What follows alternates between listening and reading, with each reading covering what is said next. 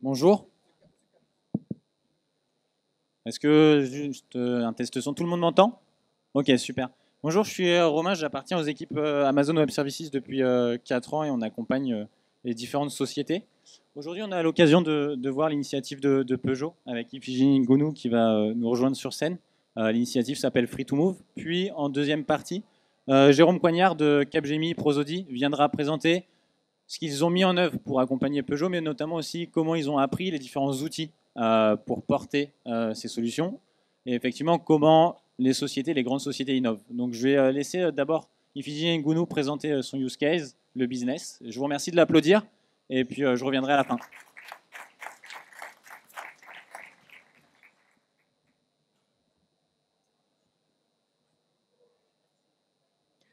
Bonjour à, Bonjour à tous. Ah, allô, allô, allô.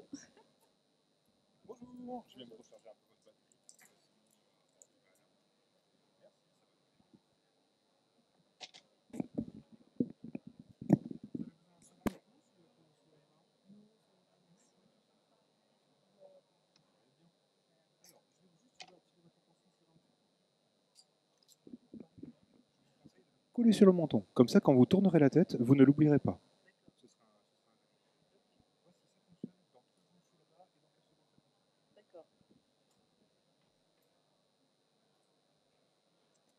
Allô, allô, allô, allô. Ah, ça marche.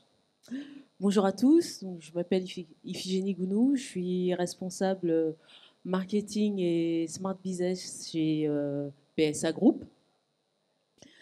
Donc, je vais vous parler de notre projet. Alors, je vais pas présenter le groupe PSA. En matière d'innovation, il faut savoir que le groupe est pionnier depuis 2003 sur tout ce qui est voitures connectées et voitures autonomes. Et que, à ce titre, nous faisons circuler un certain nombre de millions de voitures depuis 2 ans maintenant. Et notre projet, c'était de se dire, c'était de faire le pari que après les écrans du smartphone, voire des tablettes, le prochain écran allait être celui de la voiture. C'est ainsi que notre projet Smart Services, Free to Move Smart Services, a pour objectif de s'appuyer sur le caractère connecté et intelligent de la voiture pour rendre accessible depuis les écrans de la voiture la possibilité aux utilisateurs de pouvoir consommer un certain nombre de services. Alors, concrètement, comment ça se passe? C'est-à-dire qu'aujourd'hui, quand nous prenons tous notre voiture, nous avons un certain nombre d'irritants qui occasionnent une source de stress. Parce que même si on est tous bien outillés en matière de géolocalisation et en matière de services sur nos smartphones qui nous permettent effectivement d'essayer de prévoir l'avenir, n'empêche qu'il y a quand même pas mal d'inconnus qui font que on ne sait jamais si on va arriver à l'heure et sans anicroche à bon port. Et donc du coup, partant de ce constat, on s'est dit qu'est-ce qu'on peut faire pour effectivement gommer ces irritants et apporter un peu de sérénité au moment de la mobilité. Donc l'offre de Smart Services, c'est effectivement de se nourrir du caractère connecté de la voiture et du caractère intelligent et ainsi que de l'environnement de l'usager pour pouvoir lui proposer des solutions lorsqu'il est en mode mobilité. Alors, quel type de solution? Par exemple, je suis au volant de ma voiture, c'est comment j'arrive à trouver des places de stationnement et avoir un paiement digitalisé. Donc là, à ce niveau-là, on fait en sorte de pouvoir faire rencontrer deux mondes, le monde du digital et le monde physique. C'est comment, depuis ma voiture, de manière digitalisée, j'accède à des solutions, même si la consommation, elle reste bien réelle et physique. Donc aujourd'hui, les premières briques que nous allons proposer à nos utilisateurs, c'est des solutions qui tournent autour du stationnement. Donc l'objectif, ce n'est pas effectivement de développer des services depuis la voiture, mais c'est comment on noue des partenariats avec des fournisseurs, des partenaires dont c'est le métier, qui proposent aujourd'hui tout type de solutions autour du stationnement. C'est comment on noue des partenariats avec eux pour pouvoir effectivement fédérer ces services depuis notre offre. Donc, nous allons proposer également des services de refueling. C'est comment, lorsque je suis au volant de ma voiture, je pousse des solutions pour pouvoir permettre un chargement en carburant la plus fluide possible et toujours avec un paiement dématérialisé. Nous travaillons encore aussi sur d'autres services comme le Smart Travel. C'est comment j'achemine dans la voiture toutes les informations liées au vol. Comme ça, quand je prends ma voiture pour aller chercher mon vol à l'aéroport, je n'ai plus de stress à ce niveau-là, puisque ma voiture me tient en permanence informée sur toutes les informations liées à mon vol et me propose, le cas échéant, pendant ma mobilité, si jamais il y a des difficultés, des solutions, comme par exemple du valet de parking, si jamais la circulation est très congestionnée et que je risque de perdre mon vol, ou alors d'autres solutions comme le fast track qui me permet effectivement aussi de gagner du temps. Et puis Smart Care, c'est comment ma voiture s'occupe de mon bien-être en me proposant des solutions de type une assurance consommer de l'assurance à l'usage pour un trajet donné, ou alors c'est comment est-ce que ma voiture détecte si je suis en pleine forme pour pouvoir pour pouvoir effectuer la relation que je m'apprête à faire en termes de santé. Est-ce que je détecte l'endormissement au volant? Alors, comment est-ce que ça se passe? C'est le parcours client, c'est je prends une souscription en ligne où je renseigne à la fois mon identité, l'identité de la voiture, et à partir de là, telle une marketplace, j'arrive sur un environnement merveilleux où je vais pouvoir effectivement bénéficier de ces solutions qui vont venir effectivement fluidifier de manière simple et sans couture ma mobilité au volant de ma voiture. Et en fin de mois, je reçois une facture récapitulant tous les services que j'aurais consommés avec un prélèvement unique. Alors, l'architecture de valeur, donc c'est une plateforme de service, à l'instar de ce qui a été développé par exemple tel une marketplace, où effectivement nous avons un certain nombre de partenaires avec qui nous avons noué des partenariats qui, via leur API, vont effectivement venir se plugger à cette plateforme. Et c'est là où réside la magie, c'est-à-dire qu'à partir des données collectées issues du véhicule, de l'environnement de l'utilisateur via la géolocalisation et de ses services, nous sommes en capacité de pouvoir pousser, je dis bien pousser, c'est là où réside l'intelligence, des solutions pertinentes et contextualisées à chaque utilisateur. Ce qui veut dire que pour une problématique donnée, Free2Move ne poussera pas la même solution aux utilisateurs, puisqu'en fonction des goûts et des couleurs, nous serons en capacité de pouvoir faire des différenciations. Donc, très rapidement, comment ça s'articule? C'est-à-dire que nous avons un Activity Center qui est véritablement le cœur du réacteur, où nous travaillons en partenariat avec Prosody et d'autres acteurs. Donc c'est ce noyau dur qui va venir d'un côté collecter les données de la voiture et de l'autre côté mouliner avec les prises de service que nous faisons via des API. Et c'est ça qui nous permet effectivement de pouvoir apporter une solution pertinente. C'est une offre de service qui est universelle, puisque nous sommes agnostiques de toute marque de voiture. Et nous sommes également agnostiques de tout device, puisque la continuité du service va s'opérer sur les smartphones ou sur d'autres écrans. Aujourd'hui, sur ce projet, nous sommes en phase d'expérimentation, c'est-à-dire de bêta-test, où nous expérimentons ces services auprès de vrais clients en région PACA, avant d'envisager une commercialisation avant la fin de l'année si tout va bien. Donc aujourd'hui, nous avons mis en place un certain nombre de services.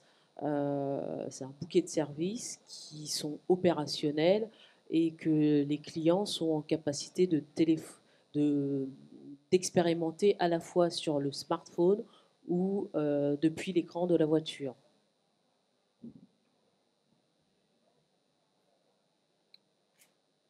Voilà. Bon, je vais passer la parole à mon partenaire Prosody, Jérôme Coignard.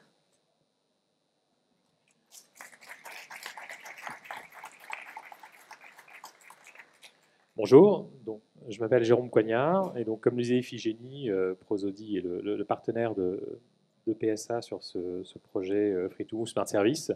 Et au sein du groupe Capgemini, Prosody a un positionnement un peu particulier puisqu'on est déjà un éditeur de solutions SaaS dans le domaine de la relation client et on construit d'autres verticaux, notamment dans la santé et l'automobile. Alors, je voudrais vous parler en fait un petit peu d'architecture, mais surtout d'un certain nombre de retours d'expérience sur le delivery. Moi, je prends en charge des projets de transformation digitale chez Prosody Capgemini. Et avant ça, j'ai travaillé pendant une quinzaine d'années dans des startups. Et tout l'objectif de ce genre de projet, où on démarre d'une feuille blanche, où on crée une nouvelle marque, un nouveau business model, et on expérimente en prenant le retour des clients, comme le déclare Iphigénie. Tout l'objectif, c'est d'arriver à injecter dans ces grands groupes, que sont Capgemini et PSA, les pratiques des pure players, de manière à se battre avec les mêmes armes sur ces nouveaux business models. Alors, il y a un premier point qui me paraît important. Il faut aligner l'ensemble des planètes. C'est-à-dire que c'est super d'avoir un cloud comme Amazon, c'est super de faire du DevOps, mais si vous n'êtes pas agile ou si la partie business ne l'est pas, le débit global de la chaîne sera celui du maillon le plus faible. Donc c'est extrêmement important à la fois de délivrer en agile, ça c'est la partie la plus ancienne au début des années 2000, et globalement ça se passe bien, les équipes techniques adorent bosser en agile. Le DevOps qui est arrivé un peu plus tard avec le cloud public, et donc là il y a des vrais challenges, on en parlera un petit peu tout à l'heure, pour déployer ces approches-là. Et puis il y a toute la partie amont qui est arrivée plus tard avec le mouvement Lean Startup et qui est absolument essentiel. Il faut mettre la partie business, la partie financière dans une démarche d'agilité et c'est tout l'objectif de la phase Test and Learn qu'on mène actuellement. Et après, il faut un ensemble de points transversaux qui doivent être également bien alignés avec cette culture. Des outils, on va en parler un petit peu, une architecture également. Et puis, on en parlera moins ici, mais ce que questionne ce genre de projet, in fine, c'est la culture de l'entreprise qui démarre ce genre de projet et quel est le modèle de leadership qui n'est pas forcément le même dans les entreprises digitales. En termes d'architecture, il y a trois points importants. Alors, donc, comme le disait Iphigénie, on a des flux de données qui arrivent soit d'un véhicule, soit d'une appli mobile. Donc, on est dans un contexte IoT. On n'est pas parti sur l'offre AWS IoT pour des questions de certificats et d'interface entre les passerelles. On a un peu de Docker pour un certain nombre de composants qui nous sont livrés sous cette forme-là par des partenaires. Et on a surtout fait un choix assez drastique dès le départ de partir en serverless et en lambda avec de l'API Gateway et un pattern de microservices sur lequel on reviendra un petit peu derrière. Donc ça, ce choix du serverless qui peut paraître un peu osé, mais qui finalement se règle assez bien. Il y a un petit peu de travail à faire sur le réglage de la latence qu'on a fait assez rapidement avec Amazon. Et ça apporte une vraie souplesse, on y reviendra après. Et puis la partie continuous delivery, on y reviendra également. On est parti sur du CloudFormation dès le départ, et puis du pipeline et du continuous delivery dès le départ. Et on reviendra après sur l'intérêt de faire ça le plus tôt possible. Alors, j'ai essayé d'identifier 7 points qui me paraissaient importants. Il va peut en avoir 15, 10. Je me suis arrêté à 7. D'ailleurs, certains sujets sont revenus ce matin plusieurs fois dans la keynote et dans les témoignages des différents clients.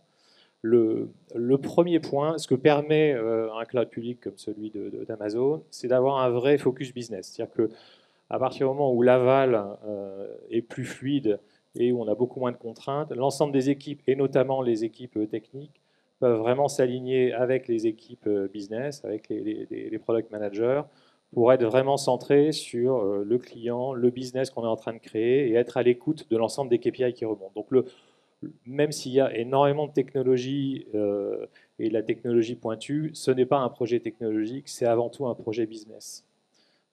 Donc ce point-là est vraiment fondamental.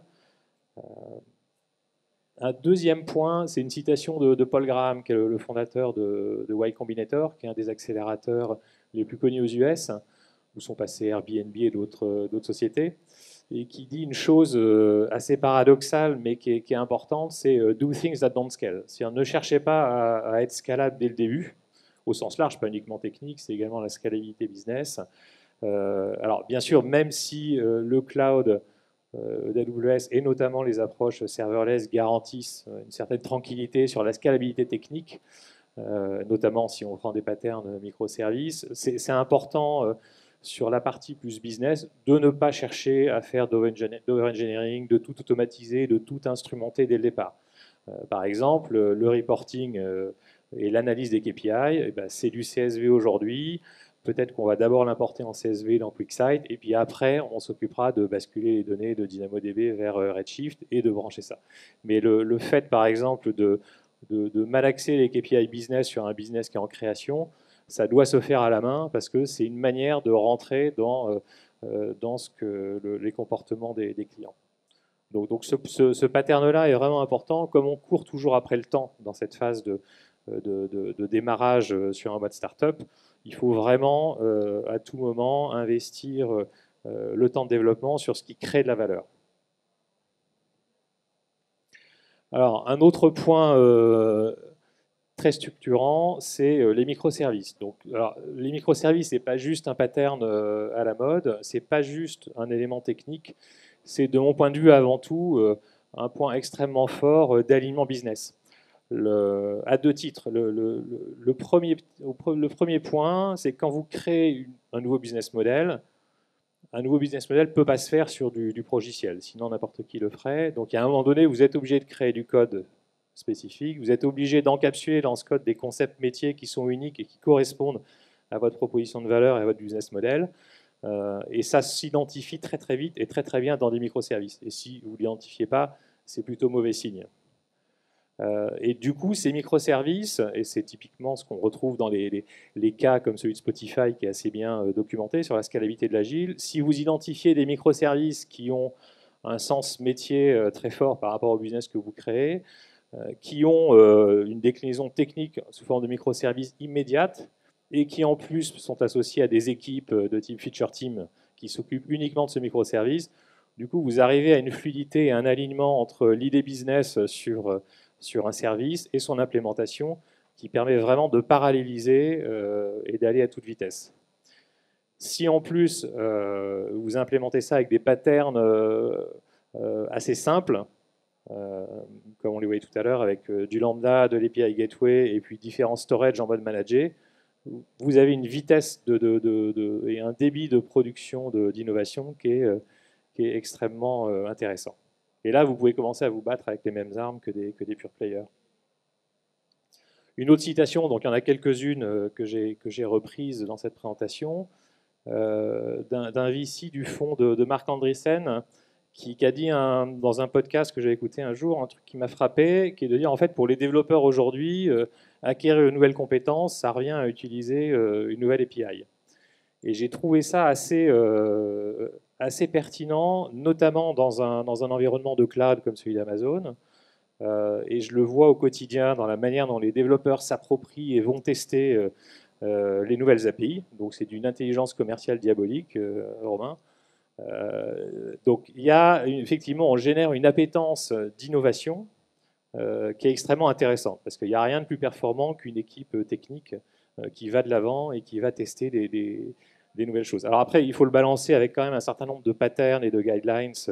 On en parlait tout à l'heure sur les microservices, mais cette capacité à aller tester très très vite un nouveau web service qui sort, donc ce qu'on appelle chez Capgemini de l'applied innovation, c'est vraiment un élément de performance et une garantie de rester à tout moment vraiment le plus pointu possible. Alors, ça c'est un mot anglais que j'aime bien aussi, mais que j'ai souvent du mal à traduire exactement en français. C'est no toil, c'est-à-dire ne pas générer et laisser du travail épuisant pour les équipes. Donc c'est le rocher de Sisyphe. Et donc, on en parlait un peu tout à l'heure sur le reporting, il faut à tout moment pouvoir identifier les tâches manuelles qui créent de la valeur, les tâches manuelles qui ne créent pas du tout de valeur, et ça là, il faut les automatiser.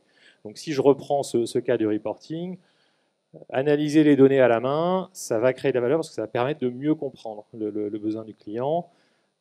Faire les mises en prod à la main, ça ne crée pas de valeur, ça crée des risques d'erreurs. Donc typiquement scripter les infrastructures avec CloudFormation, on en parlait tout à l'heure à la fin de la présentation précédente. Il faut le faire dès le départ. Ça prend pas beaucoup de temps. Des équipes dev et ops qui démarrent sur Amazon, ou du moins sur la partie CloudFormation, même s'ils connaissent un petit peu l'environnement d'Amazon, sur un projet de ce type-là, en 2 semaines, c'est réglé. En 2 semaines, vous avez vos infrastructures en JSON, dans GitHub, et puis après, c'est réglé. L'automatisation du code pipeline est faite. Et vous pouvez vraiment vous concentrer sur le delivery de l'innovation, même si les tests de non-régression ne sont pas tous automatisés, même si je n'ai pas encore mon dashboard avec la version de tous les microservices, c'est pas grave, l'essentiel est là, en un clic, ça part en pré-prod et après ça part en prod, et la mise en prod devient réellement un non-événement. Et on peut se recréer une nouvelle instance complète de l'infrastructure pour des tests de charge, pour des tests d'intégration. Donc ça sécurise énormément le delivery.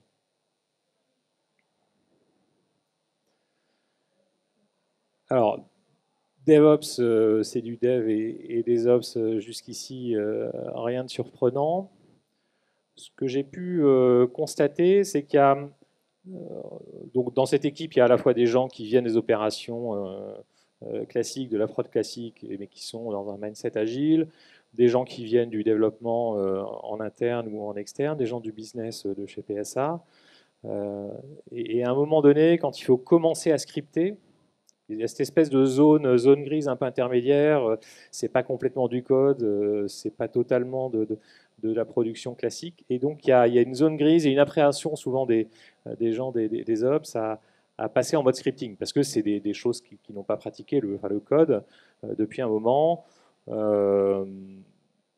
Donc il y a un truc tout bête qui marche assez bien, c'est que vous mettez en peering un lead dev et quelqu'un des ops pendant 2-3 semaines, et ça permet de débloquer et de faciliter le passage à l'acte, et ça se fait très très bien. Et en plus, ça a un avantage supplémentaire, c'est que ça crée une proximité et un esprit d'équipe qui permet après de bâtir des équipes vraiment agiles et de mettre en place du DevOps.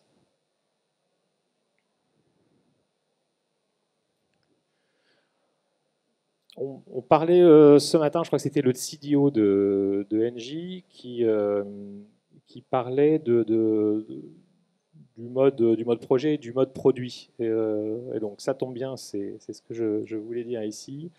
Lorsqu'on passe de rôle de chef de projet à des rôles de product owner, le changement de nom n'est pas neutre. Il y a un vrai switch aujourd'hui qui se fait du mode projet au mode produit.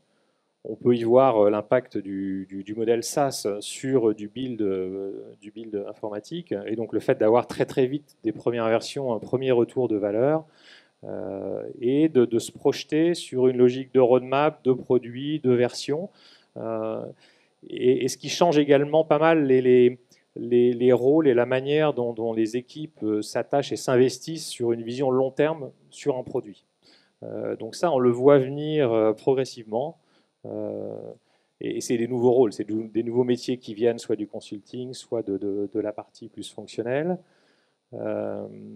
Et après, il y a la notion de plateforme. Alors, historiquement, la notion de plateforme, notamment chez les constructeurs ou les boîtes qui travaillent dans l'électronique, les équipementiers, c'était très orienté réduction du time to market, réduction des lead time, mutualisation des coûts. Ce que permettent aujourd'hui les plateformes digitales, on le voit avec des exemples célèbres, que ce soit Netflix, Airbnb, Uber ou d'autres, c'est d'avoir une position dominante sur son marché, sur son segment, sur son écosystème. Donc je pense que quand on démarre des projets de ce type-là, donc déjà immédiatement il faut se mettre dans cette culture produit, et il faut en permanence essayer de réfléchir à ce que serait une plateforme au sein d'un écosystème. Même si d'un point de vue business, technique, c'est pas encore clair, de savoir que ce projet peut devenir une plateforme et arriver à animer un écosystème, c'est un élément important.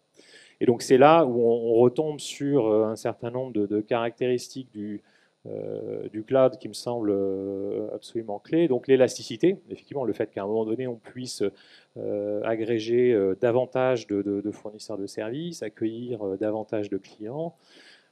Et puis les API, le fait dès le départ d'être en microservice, d'être en API, de pouvoir débrancher certains morceaux de processus si vous passez sur des modèles B2B2C. C'est des choses qu'il faut avoir en tête, même si vous ne les activez pas tout de suite. Alors, il y a un point, une question qui revient souvent, typiquement quand on choisit de partir en serverless, c'est mais c'est pas encore packagé comme peut l'être un Docker, c'est pas portable, vous allez être loqué, c'est un problème. Alors, c'est un problème, non. Lorsqu'on démarre un projet de ce type-là, la seule obsession qu'on a, c'est d'arriver à trouver un business model viable avant d'être à court de cash. Ce qui est la définition d'une startup telle que la donne Eric Rice. L'objectif d'une startup, c'est d'apprendre à bâtir un business model rentable, d'arriver à trouver des clients pour lesquels on fournit un service d'une valeur suffisante qui résout leurs problèmes et qui fait qu'ils seront capables et qui voudront bien payer quelque chose qui coûtera moins cher que ce que ça coûte, enfin qui vaudra plus cher que ce que ça coûte à produire. Donc on retrouve ce focus business et le fait de vraiment être focalisé sur l'apprentissage et la phase de test and learn dont parlait Iphigénie tout à l'heure. Et il y a une autre citation de H. Moria qui a écrit également quelques livres sur le Lean Startup qui disait quelque chose d'assez juste, qui est de passer plus de temps sur le client et le problème que sur la solution. Quel est mon client? Quels sont ses problèmes? Est-ce que je peux lui résoudre ses problèmes avec une solution intéressante? Ça a plus de valeur que la solution en elle-même. Elle en a bien sûr, mais on retrouve encore une fois le focus sur la partie business. Et donc finalement, le meilleur lock-in pour un business qui se crée comme ça, c'est celui de son client. C'est de satisfaire tellement son client que ce client et la relation avec l'entreprise devient un lock mutuel.